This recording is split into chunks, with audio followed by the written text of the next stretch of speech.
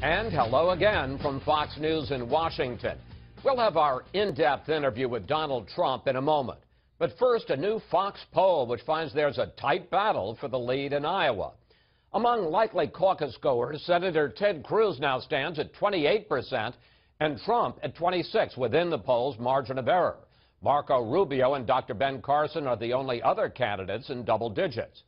But when the results are narrowed to Republicans who say they will definitely attend the caucuses, Cruz's lead over Trump expands to 7 points, 32% to 25%. Still, when Iowa Republicans are asked who's most likely to beat Hillary Clinton, 32% say Trump, far more than pick Cruz or Rubio. On Friday, I sat down with Trump at Trump Tower in New York City to discuss his campaign and his explosive call to ban Muslims from coming to the U.S. Mr. Trump, welcome back to Fox News Sunday. Thank you. Top Republicans met in Washington this week and discussed the possibility of a brokered convention to block you from being the GOP nominee. Your reaction to the idea that members of the establishment, some members, are talking about trying to stop you? Well, I think they're making a big mistake, number one. I think I'm going to be the one that beats Hillary. The Fox poll, your own poll, came out and said I beat Hillary rather easily. And I think they are kidding themselves. I'm leading in virtually every state. I'm leading in Iowa, although a Des Moines Register does a poll, and I'm sure that'll be negative when they announce their poll. But when you say that they're kidding themselves, meaning what? They're kidding themselves. I'm going to win. I think I'm going to win. I'm not one of these other guys that goes down. I don't go down. I go up. My whole life has been about winning. I'm going to win. You say that you may break your pledge and run as an independent if the party doesn't treat you fairly. When you hear about leaders talking about a brokered convention, when you hear about the New York GOP, some people saying, let's throw them out, do you have a warning for GOP leaders?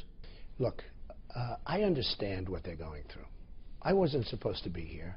I was a member of the establishment 7 months ago. I gave $350,000 to the Republican Governors Association. I'm not supposed to be doing this. You see, I'm supposed to be on the other side writing checks and having people do whatever I want. So what do you say to the Republican leaders? Puppets.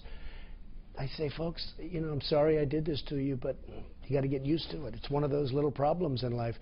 Now, I'll see whether or not I'm being treated fairly. I want to run as a Republican. I'm a conservative guy. I have great ideas. I'm going to make our country great again. I'm going to make it great again. It's a mess. Right now, our country is a mess. So I think they're going to be very happy. I think if I win, in 2 years after I win, I think we're going to have the happiest people in the world. Okay? But I understand, Chris, I understand where they're coming from. This wasn't supposed to happen. They were supposed to pick a governor, a senator, a puppet, where they control them 100%. This wasn't supposed to happen. It's some things you said haven't made people happy.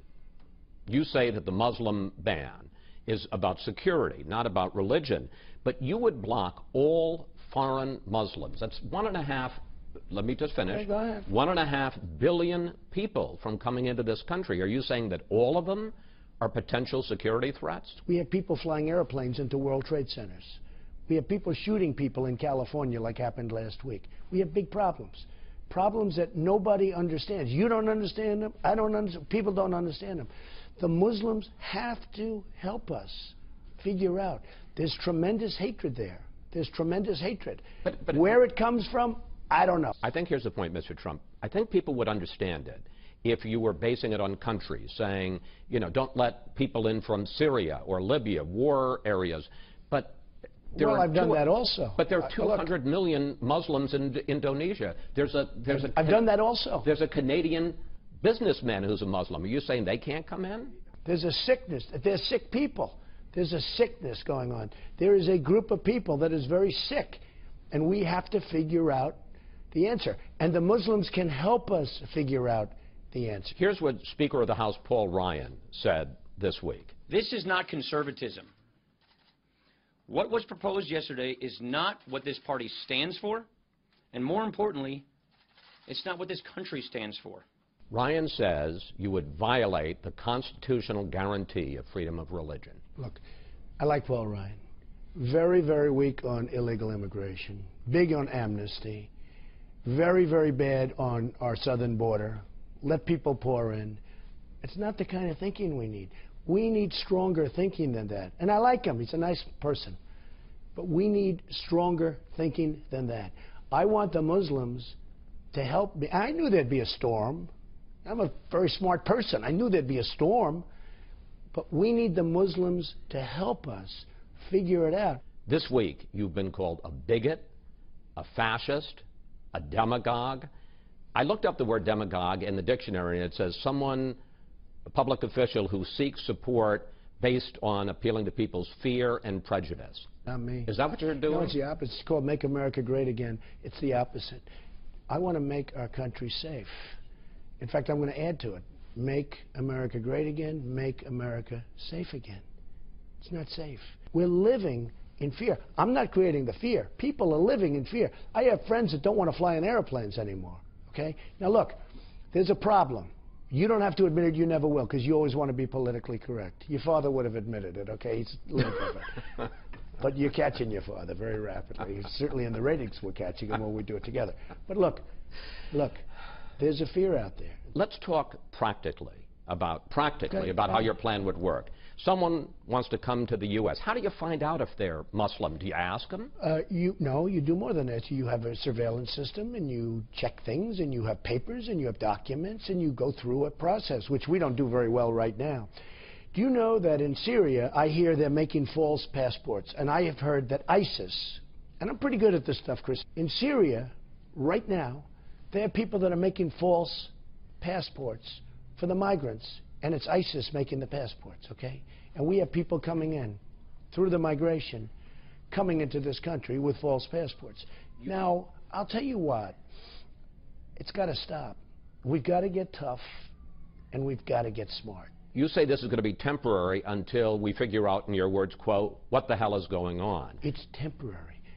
But Chris, they've got to help us. I understand, but you call our leaders in Washington losers. And I didn't say losers. I said they're stupid. Okay. Okay? But my point is... Loser's not a strong enough term. So under those circumstances, isn't this going to take Donald Trump years as president to be able to sort out the good Muslims from the bad Muslims? I know the Muslims. I'm partners with Muslims. They're friends of mine. They're very smart. They're great people. They got to help us. They got to help us. So you had these two people. Everybody knew what they were going to do. They had pipe bombs all over their apartment, sitting on the floor. You had the mother knew, you had the neighbor knew, you had the one guy who bought the rifles. They all knew. And the one person said, oh, I knew, but maybe racial profiling. He didn't want to be a racial profiler. So people are laying dead all over a certain place. Good people, great people. I think it's disgraceful. We need help. We have to have people turn other people in. Once they're radicalized, it's too late. Now, we have another problem, because we have many radicalized people in the United States. We have to do something about that.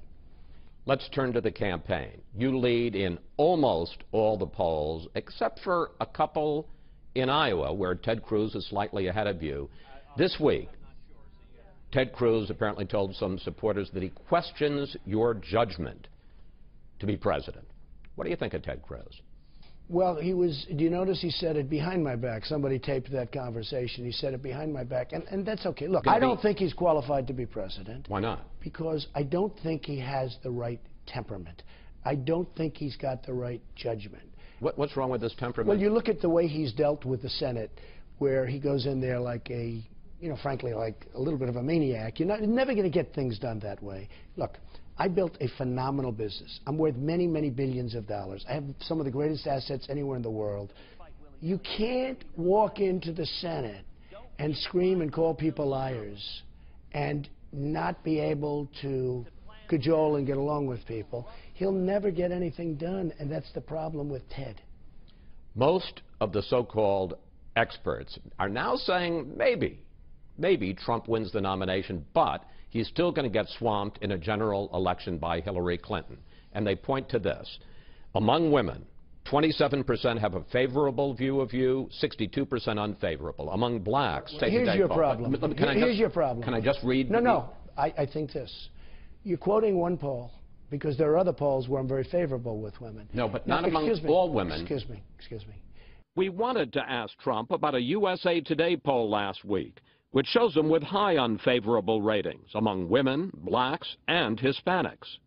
you released a poll, Donald Trump against Hillary Clinton, and I win by 4 points. It's a Fox poll. It's not a Quinnipiac or whoever it is. It's a Fox poll. So Fox and Roger Ailes pays all this money for a Fox poll. In the Fox poll, I beat easily Hillary Clinton. Why don't you talk about that poll? Trump's right. There was a Fox poll that showed him beating Clinton by 5 points. But it was a month old, not 2 or 3 days. How do you answer the question? Are you too divisive? No, Hispanics, I think I'm great. Look, blacks, women? I think I'll win the Hispanics. I employ thousands of Hispanics. They love me. I love them. And I think I'm going to do great with women.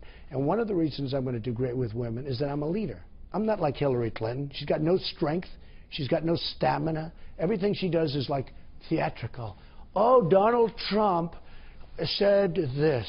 He actually, it was sort of interesting. She said, I watched her last night, Donald Trump, looks like she practices in front of a mirror for 2 hours. Donald Trump said, I think he's dangerous. I'm dangerous.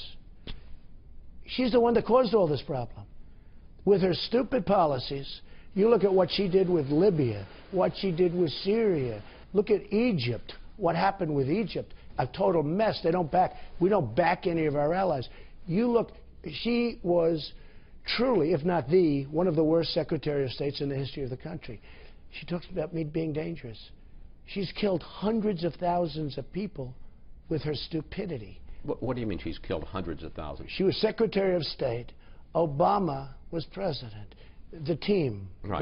Two real geniuses. Killed hundreds. 2 real geniuses. Of course. Look at what happened.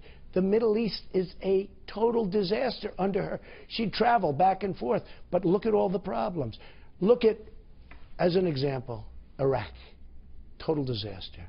They didn't get us in, but they got us out badly, okay? Total. We spent $2 trillion, thousands of lives, wounded warriors all over. Look at Libya. Look at Benghazi, our ambassador. He wired her 500 or 600 times asking for help. She'll take her friend's call every time. Hillary Clinton doesn't have the judgment. She doesn't have the strength or the stamina to be president. She will be a terrible president. And I think I'll win. Finally, let's talk money.